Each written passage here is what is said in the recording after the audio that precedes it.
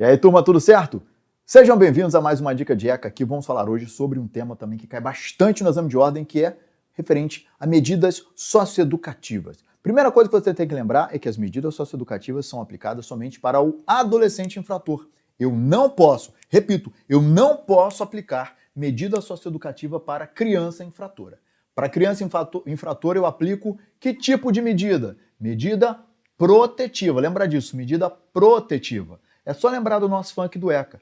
Para criança eu aplico medida protetiva, já para o adolescente é a socioeducativa, ok? Pois pega lá o nosso funk do ECA.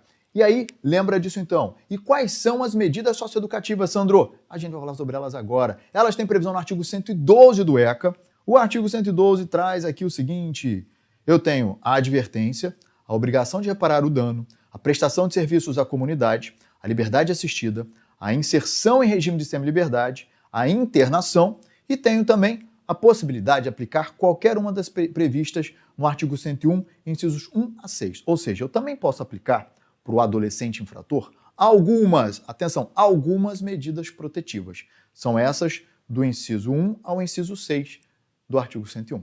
Fechado? Agora eu quero focar aqui, vamos focar na medida socioeducativa que é mais cobrada, que é a internação. A internação é sujeita a alguns princípios. Quais são esses princípios? Brevidade, ela tem que durar o menor tempo possível. Excepcionalidade, ou seja, eu vou aplicá-la somente quando for realmente necessária a sua aplicação. E o respeito à condição peculiar de pessoa em desenvolvimento. Dentro da questão da internação, tem alguns tópicos que são importantes a gente lembrar aqui, hein?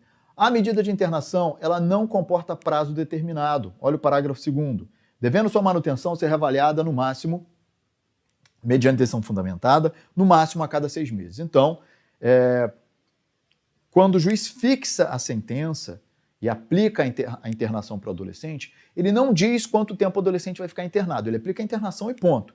No máximo a cada 6 meses serão feitas reavaliações para saber se mantém esse adolescente na internação ou se o transfere para outra medida.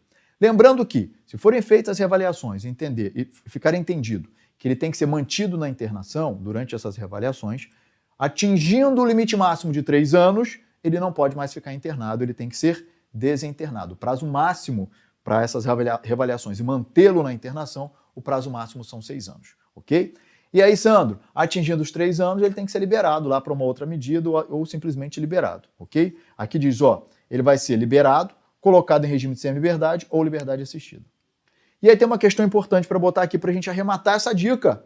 A liberação lá em relação à internação é compulsória aos 21 anos de idade. E aí você pode estar com dúvida, Sandro, mas 21 anos de idade, a internação não pode ser aplicada somente, o ECA, né, como todo, para indivíduos até 18 anos, até fazer 18? O 18 já não aplico mais? Sim, mas existem situações excepcionais onde eu vou poder aplicar o Estatuto da Criança e do Adolescente para indivíduos entre 18 e 21 anos de idade. Esse exemplo é um deles. A situação da internação, o ECA prevê a possibilidade de eu aplicar a internação para indivíduos entre 18 e 21 anos de idade. Mas atenção, desde que ele pratique o ato, tenha praticado o ato quando ele era adolescente. Praticou o ato lá na adolescência, com 17 anos e 11 meses, o processo socioeducativo demorou um pouquinho ali. Quando saiu a sentença de internação, ele já estava com 18. Vou poder aplicar a internação? Vou, lembrando aí, até os 21 anos de idade, respeitando o limite máximo de 3 anos, ok? Fechado isso?